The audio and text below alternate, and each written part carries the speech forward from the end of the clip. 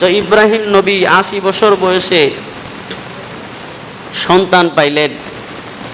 সন্তান পাওয়ার পরে ইব্রাহিম নবী অনেক খুশি আনন্দে ওই সন্তানটাকে অত্যন্ত আদর স্নেহ দিয়া মায়া মমতা ভালোবাসা দিয়া সন্তানটাকে লালন পালন করতে লাগলেন। সন্তানটা যখন আস্তে আস্তে করে বড় হলো, যখন সন্তান ইব্রাহিম নবীর সাথে চলাফেরা করতে পারে, ইব্রাহিম নবীর কথাবার্তা শুনে, ঠিক ওই মুহূর্তে আল্লাহ তাআলা ইব্রাহিম নবীকে স্বপ্নে দেখাইলেন কি, যে তোমার কাছে যে সবচেয়ে প্রিয় যে বস্তুটা আছে ওইটা আমি আল্লাহর নামে কোরবানি করে দাও। সুবহানাল্লাহ বলেন।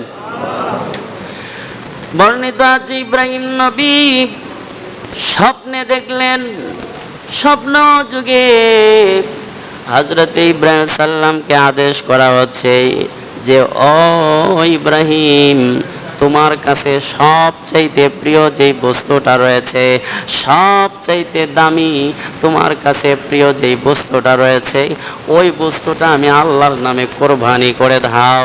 হযরত ইব্রাহিম সাল্লাম এই স্বপ্ন দেখার পরে ঘুম থেকে জাগ্রত হলেন, হয়ে দিনের বেলায় তিনি ১০০ উট আল্লাহর রাস্তায় কোরবানি করে দিলেন। তারপরে দ্বিতীয় দিন ঘুমাইলেন, একই স্বপ্ন দেখলেন। দ্বিতীয় দিনও তিনি ১০০ উট আল্লাহর রাস্তায় কোরবানি করলেন, আল্লাহর নামে কোরবানি করলেন। তৃতীয় দিন ঘুমাইলেন, একই স্বপ্ন তিনি দেখতে লাগলেন। স্বপ্নে বলতেছেন, ও ইব্রাহিম আলাইহিস সালাতু ওয়াস সালাম, আমি তোমাকে উট কোরবানি করতে বলি নাই, তোমার কাছে সবচাইতে প্রিয় দামি যে জিনিসটা আছে ওই জিনিসটা আমি আল্লাহর নামে কোরবানি করে দাও। সুবহানাল্লাহ বলেন। তখন ইব্রাহিম আলাইহিস সালাতু ওয়াস সালাম অনেক চিন্তা গবেষণা করলেন যে আমার কাছে সবচাইতে মহব্বতের জিনিস কোনটা হতে পারে।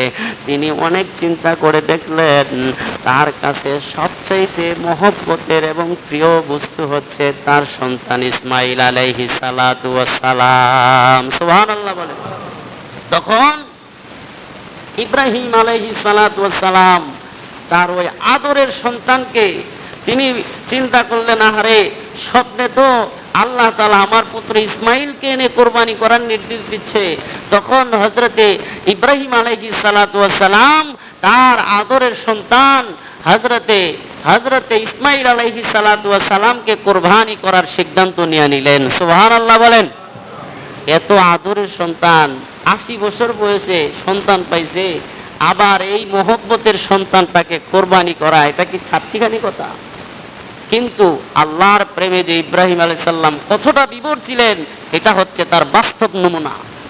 তিনি তার সন্তানকেও আল্লাহর প্রেমে আল্লাহর নামে কোরবানি করতে দ্বিধাবোধ করেন নাই। তখন তিনি সন্তানকে কোরবানি করার জন্য তিনি হযরতে হাজরা আলাইহিস সালামের কাছে গেলেন।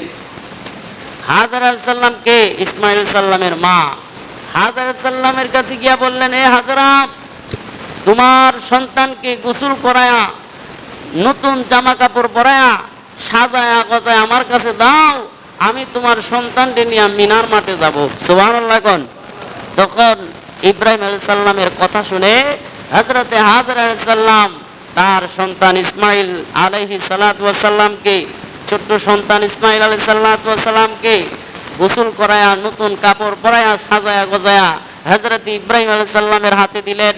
ইব্রাহিম আলাইহিস সালাম সন্তানকে নিয়ে মিনার মাঠের দিকে রওনা করলেন সন্তানকে কোরবানি করার জন্য। সুবহানাল্লাহ কোন।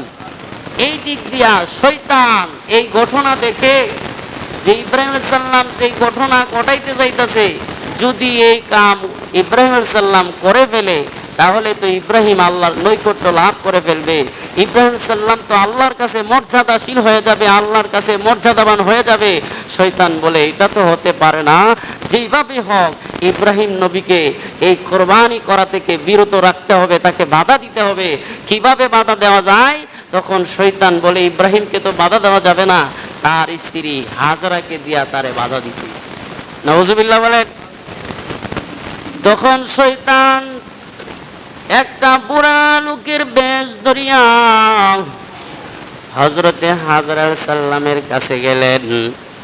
গিয়া হাজরা সাল্লামকে বললেন, এরে হাজরা, তোমার স্বামী তোমার সন্তানকে নিয়ে কোথায় যাইতেছে জানো? তোমার স্বামী তোমার সন্তানকে নিয়ে ওই মিনার মাঠে যাইতেছে। শুনেছি ওই জায়গায় গিয়া তোমার সন্তানদের জবাই করবে, হত্যা করে ফেলবে। তুমি যদি তোমার সন্তান চাও, তাড়াতাড়ি করে তোমার স্বামী থেকে সন্তান আটকাও, সন্তান নিয়ে আসো। যদি না নিয়ে আসো, আর কোনোদিন সন্তান ফিরে পাইবা না। তখন হযরত আযরাইল সাল্লাম ওই বুড়া লোকটাকে ডাইখা বললেন, এরে বাবা, আপনি কে? আপনি কে? আপনাকে আমি চিনি না, আপনাকে আমি জানি না, কিন্তু আমার স্বামী সম্পর্কে আমি ভালো করে জানি, আমার স্বামীকে আমি ভালো করে চিনি। আমার স্বামী হচ্ছেন আল্লাহর একজন পয়গম্বর, আমার স্বামী হচ্ছেন আল্লাহর একজন নবী। এই নবী কোনোদিন অন্যায় কাজ করতে পারে না, এই নবী কোনোদিন অন্যায়ভাবে নিজের সন্তানকে নিজে জবাই করতে পারে না, এটা আমি বিশ্বাস করি না। তখন শয়তান হাজেরাকে বললেন, এরে হাজেরা, তোমার স্বামী যে আল্লাহর নবী এটা আমিও জানি, এই জন্যই তো তোমার স্বামী বলে আল্লাহ নাকি তোমার স্বামীকে ইসমাইলকে কোরবানি করার নির্দেশ দিয়েছেন। এই জন্য তোমার পুত্র ইসমাইলকে কোরবানি করার জন্য মিনার মাটি নিয়ে যাইতেছে। সন্তান যদি বাঁচাইতে চাও, তাড়াতাড়ি করে সন্তান আটকাও। যখন হাজরা সাল্লাম ওই শয়তানকে, ওই বুড়া শয়তানকে লক্ষ্য করে বললেন, এরে বাবা,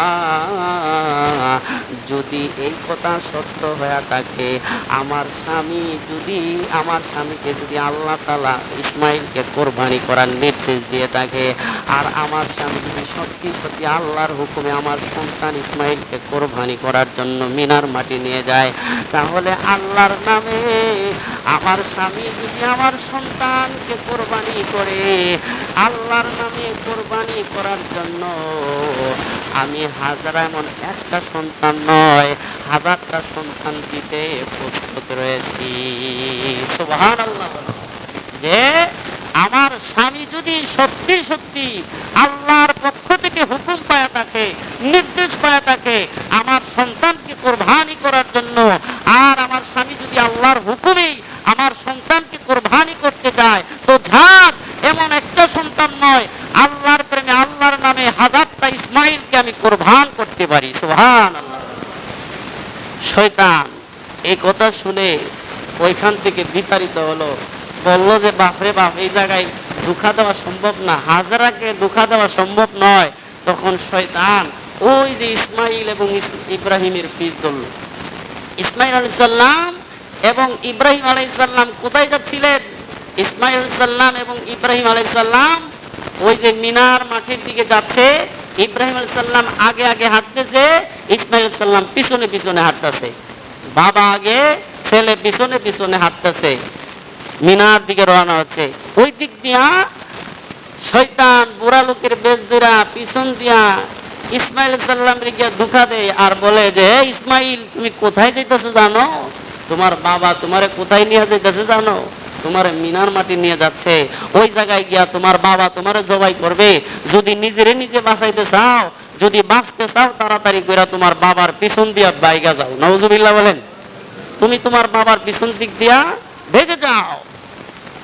কিন্তু ইসমাইল নবী এই কথা শোনার পরে সামনের দিক দিয়া তার বাবাকে বললেন, বাবা, এই যে দেখেন তো এই বুড়া লোকটা আমাকে কি কুপরামর্শ দিচ্ছে আপনার পিছন থেকে ভেগে যাওয়ার জন্য। ইব্রাহিম নবী পিছন থেকে সামনের দিক থেকে ঘুরে পিছনের দিকে তাকায় দেখে, আরে এটা তো বুড়া না, এটা তো বুড়া নামের শয়তান। শয়তান এনে বুড়া বেশ ধরাইছে আমার সন্তানকে ধোঁকা দেওয়ার জন্য। সাথে সাথে উনি পাথর নিলেন আর সন্তান ইসমাইলকেও বললেন, বাবা পাথর নাও, এটা বুড়া লোক নয়, এটা শয়তান তোমাকে ধোঁকা দিচ্ছে, এই শয়তানকে তাড়াইতে হবে। তখন ইব্রাহিম এবং ইসমাইল নবী দুইজনেই পাথর নিয়া ওই শয়তানকে ঢিল মেরে তাড়িয়েছিল। ফাখরুজ ইয়া শয়তান, দূর হও তুমি শয়তান। জোরে বলি সুবহানাল্লাহ। এভাবে করে মিনাতে যাওয়ার পথে শয়তানকে ঢিল মারছিল কে? ইব্রাহিম আলাইহিস সালাম এবং ইসমাইল আলাইহিস সালাতু ওয়াস সালাম। এই দুইজনে ঢিল মেরে পাথর নিক্ষেপ করে শয়তান তাড়িয়েছিল। এখানে যখন ধোঁকা দিল, আরেকটু সামনে গেল, শয়তানকে আবার পিছনে ইসমাইলকে ধোঁকা দেওয়ার চেষ্টা করছে। ওই জায়গাতেও ইব্রাহিম নবী ইসমাইল নবী পাথর মেরে তা শয়তানকে তাড়িয়েছিল। এইভাবে করে বর্ণিত আছে, মিনাতে যাওয়ার পথে ইসমাইল আলাইহিস সালামকে নিয়ে যখন কোরবানি করার জন্য মিনাতে যাচ্ছিলেন, এই মিনাতে যাওয়ার পথে 3 জায়গায় ইসমাইলকে ধোঁকা দেওয়ার জন্য শয়তান পিছ নিয়েছিল। 3 জায়গায় বাপ বেটা দুইজনে মিলে শয়তানকে পাথর মারছিল। এই জন্য আজও পর্যন্ত ওই জায়গাগুলোর মধ্যে হাজিরা গিয়া শয়তানকে পাথর মারে। কথা বলেন ঠিক কি না? আছে না নেই? কেন মারে? ওইখানে কি শয়তান আসেনি? না, শয়তান নাই ওইখানে। হাজী সাহেব যা ঢিল মারার অন্যতম একটা কারণ হচ্ছে, ইব্রাহিম আলাইহিস সালাম আল্লাহর হুকুম পালন করার জন্য শয়তান বাধা দিয়েছে। শয়তান বাধা দেওয়ার পরেও আল্লাহর নবী হযরত ইব্রাহিম আলাইহিস সালাম পাথর নিক্ষেপ করে শয়তানের সাথে মোকাবেলা করে আল্লাহর হুকুম কুরবানি করার জন্য মিনার দিকে অগ্রসর হয়েছিলেন। এই যে শয়তানের সাথে মোকাবেলা করেও আল্লাহর হুকুম থেকে বিরত থাকে নাই, আল্লাহর হুকুমের দিকে অগ্রসর হয়েছেন। এই জন্য তাদের কাজগুলো বাপ বেটা ইসমাইল এবং ইব্রাহিম এই দুইজনের কাজগুলো এত পছন্দ করলেন, আল্লাহ তাআলা পৃথিবীর মানুষের জন্য এটা দৃষ্টান্ত স্বরূপ, নজির স্বরূপ রেখে দিলেন। কিয়ামত পর্যন্ত যত হাজী আসবে ওই জায়গায় পাথর মারা তাদের জন্য ওয়াজিব করে দিলেন। সুবহানাল্লাহ। হাজী সাহেবরা গিয়া পাথর মারে আর ইসমাইল ইব্রাহিম নবীর অনুসরণ করে। সুবহানাল্লাহ কোন? এই হচ্ছে পাথর মারার ইতিহাস। আর যদিও শয়তান নাই, ঢিল মারে, পাথরকে লক্ষ্য শয়তানকে উদ্দেশ্য করে ঢিল মারলে এই পাথর শয়তানের গায়েই পড়ে। যাই হোক, অনেক লম্বা ইতিহাস। ইব্রাহিম নবী ইসমাইল নবীকে নিয়ে মিনার মাঠে পৌঁছে গেলেন। মিনার মাঠে যখন চলে গেলেন, তখন হযরত ইব্রাহিম আলাইহিস সালাম তার পুত্র ইসমাইল আলাইহিস সালামকে লক্ষ্য করে বলতে লাগলেন, আলা ইয়া বুনাইয়া ইন্নী আরা ফিল মানামি আন্নী আযবাহুকা ফানজুর মাজা তারা। আল্লাহর নবী ইব্রাহিম আলাইহিস সালাম বলেছিলেন, আলা ইয়া বুনাইয়া, হে আমার সন্তান, ইন্নী আরা ফিল মানামি আন্নী আযবাহুকা, আমি স্বপ্নে, ইন্নী আরা ফিল মানাম মানে আমি স্বপ্নে দেখেছি, স্বপ্নে যুগে আল্লাহ তাআলা আমাকে নির্দেশ দিয়েছেন তুমি সন্তানকে আন্নী আযবাহুকা জবাই করার জন্য, কুরবানি করার জন্য। অতএব আল্লাহর হুকুম পালন করার জন্য, আল্লাহর নির্দেশে তুমি সন্তানকে কুরবানি করার জন্য এই মিনার মাঠে তোমাকে নিয়ে এসেছি। ফানজুর মাজা তারা, এখন তোমার অভিমত কি? তোমার অভিমতটা আমি জানতে চাই। সুবহানাল্লাহ বলেন। তারপরে তার সন্তান ইসমাইল সাল্লাম বলেছিলেন, আলা ইয়া বাতিফ আল মা তুমার সাতাজিদুনি ইনশাআল্লাহু মিনাস সাবিরিন। হযরত ইসমাইল সাল্লাম বললেন, আলা ইয়া বাতিফাল, হে আমার বাবা, আল্লাহ তাআলা আপনাকে যাহা আদেশ করেছে তাহাই পালন করুন। অর্থাৎ আল্লাহ যদি আমাকে কুরবানি করার নির্দেশ আপনাকে দিয়ে থাকে, তাহলে আপনি আল্লাহর হুকুমে আমি পুত্র ইসমাইলকে আপনি কুরবানি করে ফেলুন। সাতাজিদুনি ইনশাআল্লাহু মিনাস সাবিরিন, এই কাজে আমি ধৈর্য ধারণ করে আপনাকে সহযোগিতা করব। সুবহানাল্লাহ বলেন। যে আমার কোনো আফসোস নাই, আমার কোনো বাধা নাই। আপনাকে যদি আল্লাহ সত্যি সত্যি, আল্লাহ যদি আপনাকে আমি সন্তানকে কুরবানি করার নির্দেশ দিয়ে থাকে, তাহলে আপনি কুরবানি করুন, আল্লাহর নামে আমি সন্তানকে জবাই করুন, আমি সন্তান প্রস্তুত রয়েছি। সুবহানাল্লাহ বলেন। ওনার উত্তর কি ছিল? সাতাজিদুনি ইনশাআল্লাহু মিনাস সাবিরিন, আল্লাহ চাইতো আমি এই জায়গায় ধৈর্য ধরবো, আমি পালিয়ে যাব না, আমি আল্লাহর নামে কুরবান হওয়ার জন্য এই জায়গায় ধৈর্য ধরে থাকবো, আপনি যতক্ষণ পর্যন্ত কুরবানি বাস্তবায়িত না করবেন। সুবহানাল্লাহ বলেন। যখন পিতা পুত্র রাজি হয়ে গেল কুরবানি করার জন্য, তখন দুজনে কুরবানি করার প্রস্তুতি নিয়ে নিল। ইব্রাহিম আলাইহিস সালাম পুত্রকে জবাই করার জন্য প্রস্তুতি নেবে, এমন সময় হযরত ইসমাইল আলাইহিস সালাম বলেন, বাবা আমাকে আপনি কুরবানি করবেন, কিন্তু কুরবানি করার আগে আপনার কাছে আমার 4টা শর্ত থাকবে, এই 4টা শর্ত মানিয়া, এই 4টা আবদার মানিয়া আপনি আমারে কোরবানি করবেন। সুবহানাল্লাহ বলেন। তখন ইব্রাহিম আলাইহিস সালাম বললেন, এরে বাবা, কি তোমার শর্ত রয়েছে বলো, আমি তোমার শর্তগুলো মানার চেষ্টা করব। তখন হযরতে ইসমাঈল সাল্লাম বলেন, বাবা, এই মুহূর্তে তো আপনি আমাকে কোরবানি করে দিবেন, এই মুহূর্তে তো আপনি আমাকে জবাই করে ফেলবেন। আপনি যখন কোরবানি করবেন তাহলে আমি তো এই দুনিয়া থেকে চিরদিনের জন্য বিদায় হয়ে যাব।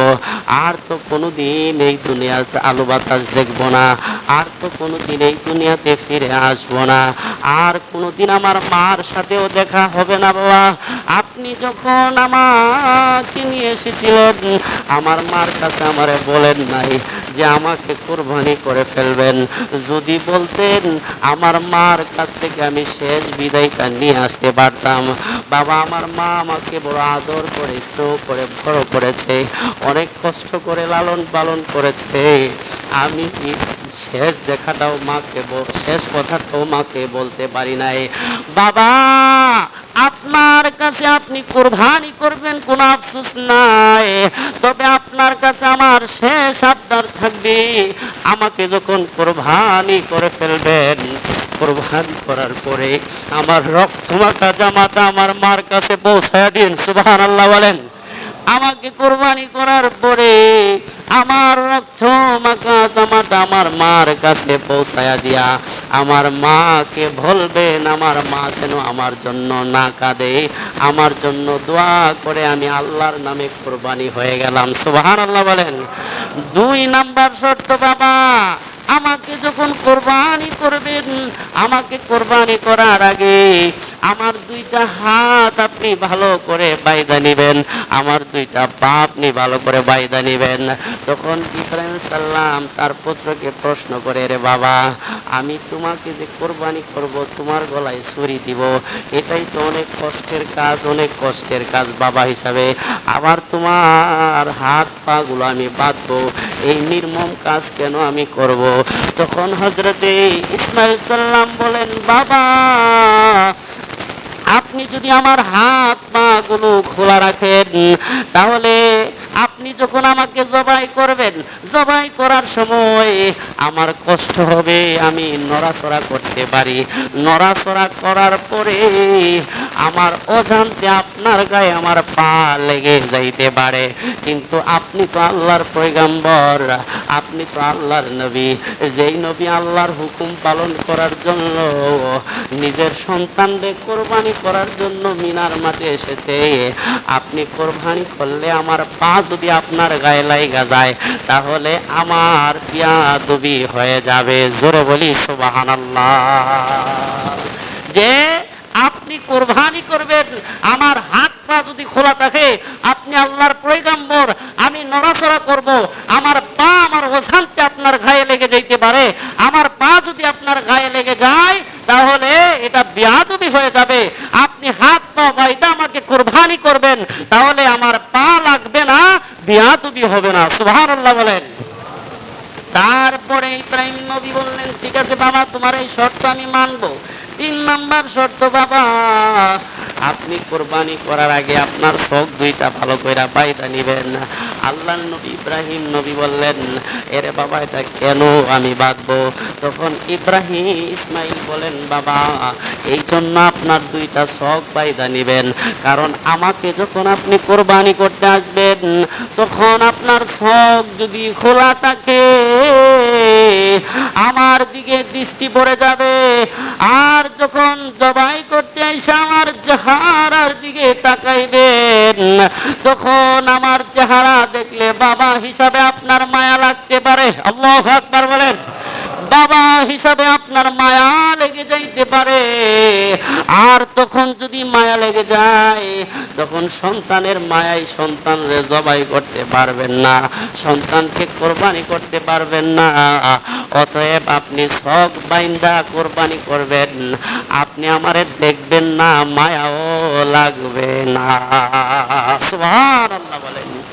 তারপরে 4 নাম্বার শর্ত, বাবা, আমারে চিৎ করায় শোয়া জবাই করেন না, উফুর করায় শোয়া জমিনে জবাই করিয়েন কেন রে বাবা, উফুর করে শোয়া জবাই করব কেন?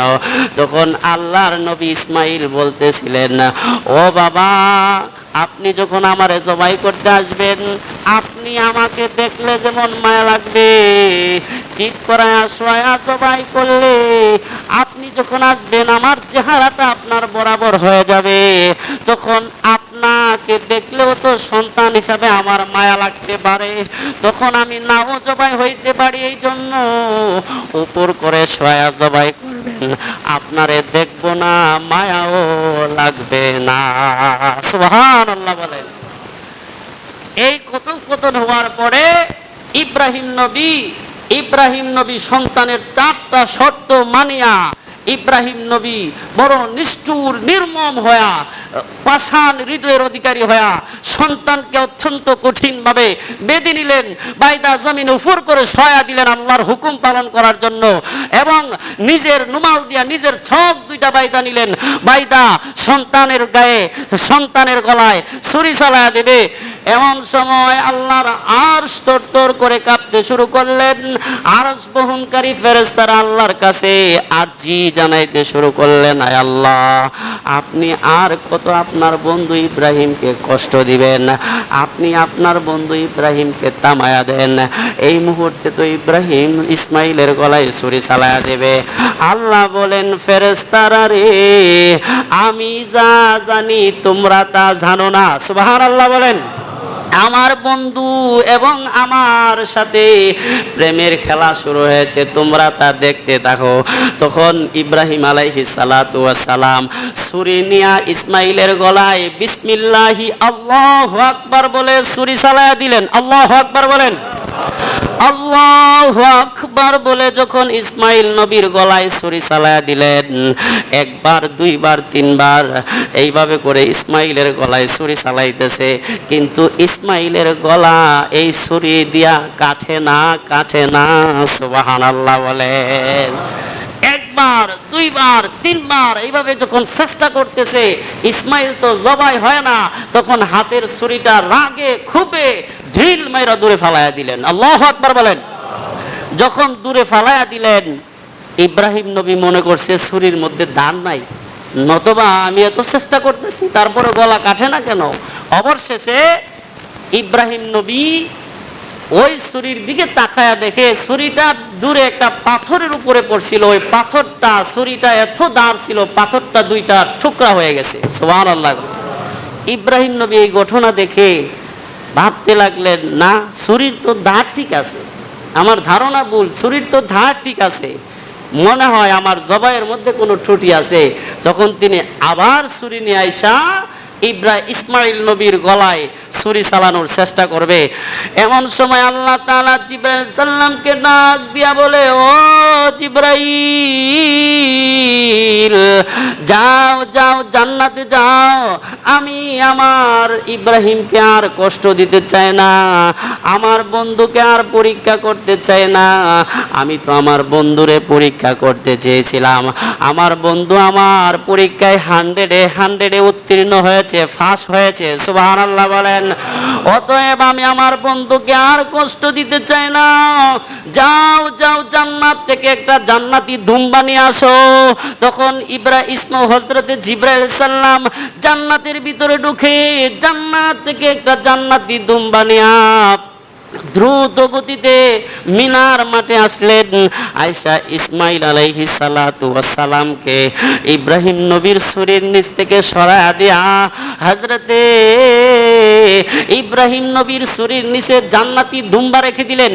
এই দিক দিয়া ইব্রাহিম নবী বিসমিল্লাহি আল্লাহু আকবার বলে ছেলের গলায় ছুরি দিলেন, কিন্তু ছুরি গিয়া দুম্বার গলায় পড়িয়া দুম্বা জবাই হয়া কুরবানি হয়ে গেল।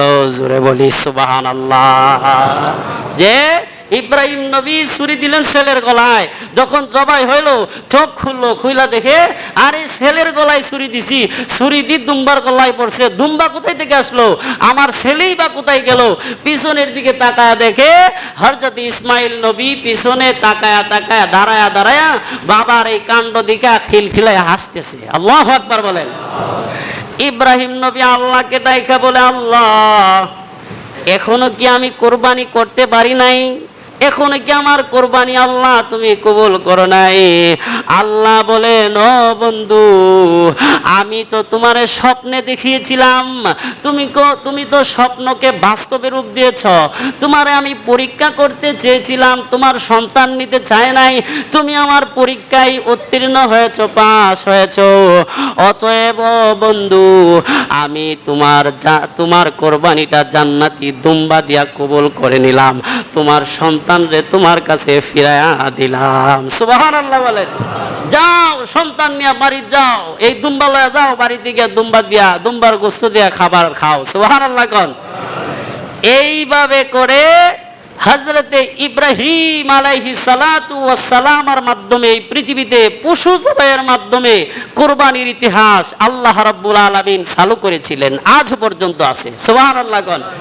এই যে ইব্রাহিম নবী যদি পুত্র জবাই করতে গেছে, পুত্রের গলায় যদি ছুরি লাগা ইসমাইল নবী জবাই হয়ে যাইত, তাহলে আল্লাহ যদি ওই বিধান আমাদের মধ্যে দিয়ে দিত যে তোমাদের আদরের যে বড় সন্তান আছে ওইটাকে প্রত্যেক বছর কোরবানি করবে, আমরা কি পারতাম নি? আরো জোরে বলেন, পারতাম না। আল্লাহ তাআলা আমাদের কাছে বড় ইহসান করেছে, দয়া করেছে, পশু জবাইয়ের মাধ্যমে আমাদের পক্ষ থেকে আল্লাহ তাআলা কোরবানি করে নিচ্ছে। কথা বলেন ঠিক কি না? কিন্তু আমরা তো বড় নিমক খারাম বান্দা, পশুটাও বালা কইরা জবাই করতে পারি না। পশু জবাই করতে গিয়েও আমরা কি করি, নানান রকমের উদ্দেশ্য পশুর মধ্যে থাকে। আমাদের মধ্যে হিংসা, অহংকার, থাকাব্বুরি এগুলো আমরা দূর করতে পারি না। পশু আইনা আমরা ভরাই করি যে এই পশুটা আমি দিতেছি, আমারে মানুষ বলক যে এটা আমি একটা সবচেয়ে বড় কোরবানিটা আমি দিলাম। কথা বলে ঠিক না? আমি পশু জবাইয়ের আগে চিন্তা করি এটার মধ্যে কই মন মাংস হবে, এটা কই দিন ফ্রিজে রেখে খাওয়া যাবে, এরকম নানান অসৎ উদ্দেশ্য আমাদের মধ্যে থাকে। না, এই অসৎ উদ্দেশ্য নিয়ে কোরবানি দিলে কোরবানি হবে না। কোরবানি করতে হবে একমাত্র আল্লাহকে সন্তুষ্ট, আল্লাহকে রাজি আর খুশি করার জন্য। কথা বলেন ঠিক না? যেমন আল্লাহ বলেন, লা ইয়ানালুল্লাহু লুহুমুহা ওয়ালা দিমাউহা ওয়ালাকিন ইয়ানালুহুত তাকওয়া মিনকুম। ও বান্দা বান্দিরা, তোমরা যে কুরবানি করো, এই কুরবানির রক্ত গোশত আমি আল্লাহর কাছে পৌঁছাবে না, আমি আল্লাহর কাছে পৌঁছে না। আমি আল্লাহর কাছে একটা জিনিস পৌঁছে, ওইটা হচ্ছে তোমরা কোন উদ্দেশ্য, কোন নিয়তে তোমরা কুরবানি দিচ্ছ। কুরবানিটা কি দুনিয়ার উদ্দেশ্য হাসিল করার জন্য বা কাউকে দেখানোর জন্য, নাকি আমি আল্লাহকে সন্তুষ্ট করার জন্য কুরবানি দিচ্ছ? যদি দুনিয়ার কোনো উদ্দেশ্য, দুনিয়ার কোনো ফায়দা হাসিলের জন্য কোরবানি হয়, এই কোরবানি আমি আল্লাহর কাছে পৌঁছাবে না। যদি ওইটা না হইয়া যদি আমি আল্লাহকে সন্তুষ্ট করার জন্য কোরবানি করে দেখো, এই কোরবানি জবাইয়ের সাথে সাথে রক্ত জমিনে পড়ার আগে আগে তোমাদের ভিতরের যে তাকওয়া, ওয়ালাকিন ইয়ানালুহুত তাকওয়া, এই তাকওয়াটা আমি আল্লাহর কাছে পৌঁছে যায়। সুবহানাল্লাহ। এই জন্য পশুটা জবাই করব কার নামে? আরো জোরে বলেন, কার নামে? কার সন্তুষ্টির জন্য? আল্লাহর সন্তুষ্টির জন্য। অনেকে প্রশ্ন করে, হুজুর আমার নামে কোরবানি করেন। আবার অনেকে প্রশ্ন করে, হুজুর মানুষের নামে কি কোরবানি হয়? না, মানুষের নামে কোরবানি হয় না। কোরবানি কার নামে হবে? আল্লাহর নামে। আপনি 7 জন ব্যক্তি মিলে একটা পশু কোরবানি করছেন, আপনি যদি বলেন যে আমাদের এই 7 জনের নামে কোরবানি দেন, তাহলে এটা ভুল। বলতে হবে এই 7 জনের পক্ষ থেকে, এই 7 নামের পক্ষ থেকে আল্লাহর নামে আমরা এই পশুটাকে কোরবানি করলাম। সুবহানাল্লাহ বলেন। তো এইভাবে বলতে হবে, মানুষের নামে কোরবানি হয় না, কোরবানি হয় আল্লাহর নামে। আমরা যেই পশু কোরবানি করছি, এই কোরবানিটা পশুটা আল্লাহর নামে কোরবানি করব আমাদের পক্ষ থেকে, তাহলে এটা হবে সহি।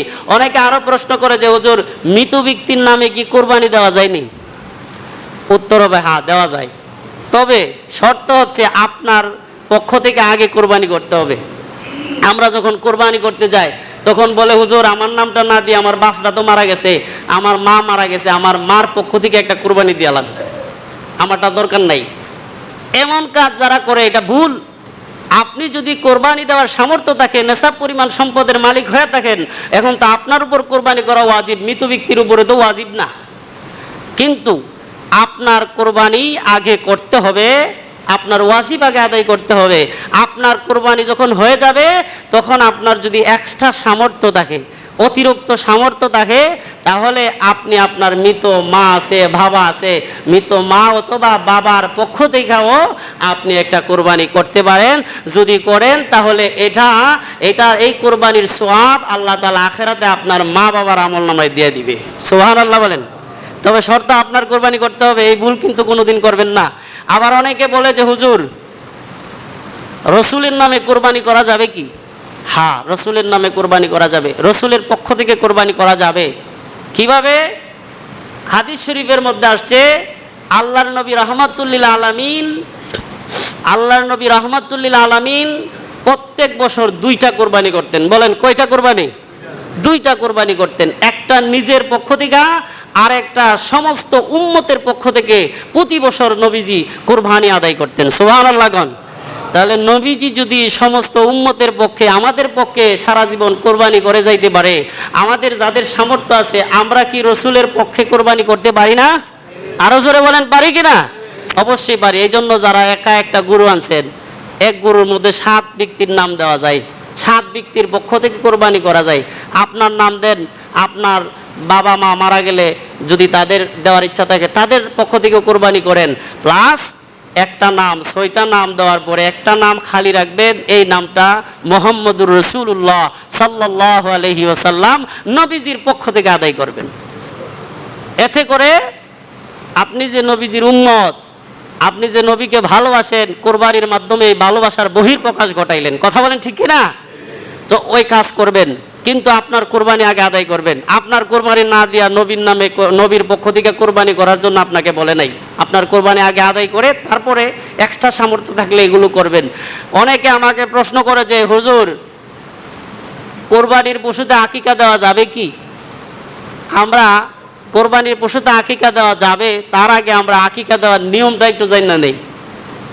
আমাদের সমাজে এখন একটা ট্র্যাডিশন হয়ে গেছে যে কোরবানি আসলেই বুঝি আকিকা দিতে হইব, এর আগে আকিকার কোনো খবর থাকে না। আকিকা দেওয়ার সঠিক নিয়ম কি?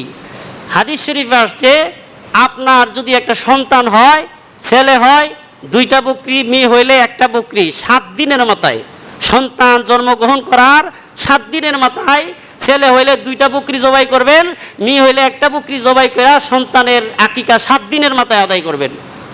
যদি এই সামর্থ্য, আকিকা দেওয়ার সামর্থ্য 7 দিনের মাথায় না থাকে, তাহলে আপনাকে বলা হয়েছে 14 দিনের মাথায় করেন। 14 দিনের মাথায় না করতে পারলে 21 দিনের মাথায় করেন। 21 দিনের দিনে না করতে পারলে আপনি 40 দিনের মাথায় করেন। 40 দিনেও যদি আপনার সামর্থ্য না থাকে, যে অর্থ নাই কিভাবে করব, তাহলে ইসলামী শরীয়ত আপনাকে ছাড় দিছে, যখন সামর্থ্য হবে তখনই সন্তানের আকিকা আদায় করেন।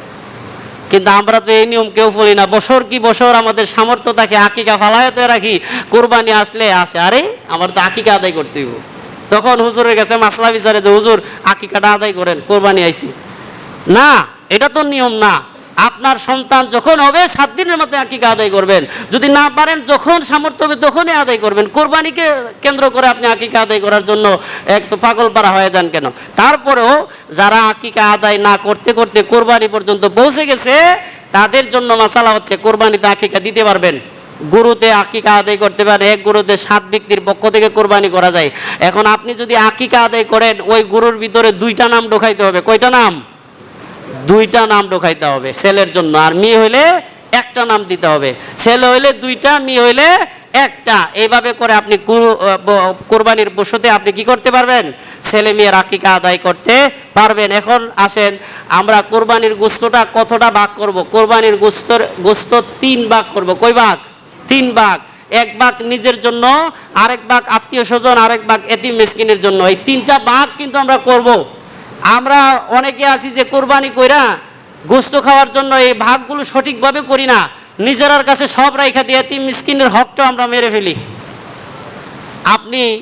আপনার যে আল্লাহ তাআলা কোরবানির পশুটা দিছে, এটা তো আল্লাহর ইহসান। আগেরকার জামানায় যখন কোরবানি হইতো, যেই কোরবানি কবুল হইতো, আসমান থেকে আগুন আইসা ওই পশুটারে জ্বালাই দিত, খাওয়ার কোনো অনুমতি আসেন না। কিন্তু আল্লাহ তাআলা এই আখিরি নবীর উম্মতের প্রতি বড় দয়া করছে, ইহসান করছে।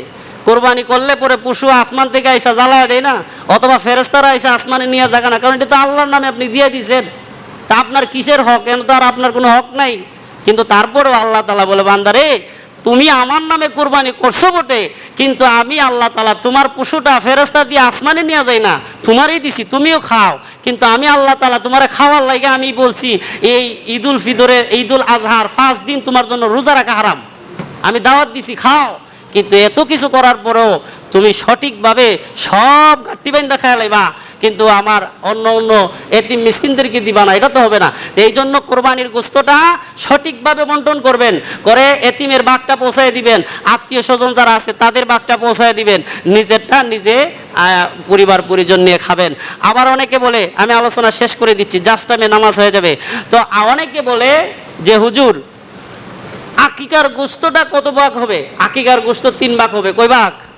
কোরবানির মতো 3 ভাগ আকিকার গোস্ত। যদি কেউ আকিকা করেন, আকিকার গোস্ত সেম 3টা ভাগ হবে, একটা ভাগ নিজের জন্য, আরেকটা ভাগ এতিম মিসকিন, আরেকটা ভাগ আত্মীয় স্বজনকে দিয়ে দিবেন। এখন অনেকে আবার সমাজে একটা ভুল কথা প্রচলন রয়েছে যে আকিকা করলে নাকি আকিকার গোস্ত মা বাপ খাইতে পারে না, এমন আছে না নেই? অনেকে বলে যে আকিকা করলে মা বাবা খাইতে পারে না, এই আকিকার গোস্ত মা বাবা খাওয়া যায় না। না, এই কথাটা ভুল। আকিকার গোস্ত মা বাবা খাইতে পারবে, এমনকি যার নামে আকিকা করছেন হে ও খাইতে পারবে। যারা এই কথা বলে এটা ভুল বলে। আকিকার গোস্ত মা বাবা, আত্মীয় স্বজন, এতিম মিসকিন সবাই খাইতে পারবে, এতে কোনো সমস্যা নাই। আর কোন গোস্ত খাওয়া যাবে না, কোন গোস্ত খাওয়া যাবে না, হাদিস শরীফে আসছে, আপনি যদি আপনার সন্তান অসুস্থ হয়ে গেছে, মাসালাটা খুব সুন্দর করে শুনেন মনোযোগ দিয়া, আপনার সন্তান অসুস্থ হয়ে গেছে, মরে মরে ভাব, এমন একটা কঠিন রোগে আক্রান্ত হয়েছে, এখন ওই পর্যায়ে আপনি আল্লাহর কাছে মানত করলেন যে আল্লাহ যদি আমার এই সন্তানটারে আপনি জীবিত করেন, আমার সন্তানটারে সুস্থ রাখেন, তাইলে আমি কি করব? আমি এই সন্তানের জানের উপর একটা কোরবানি করব।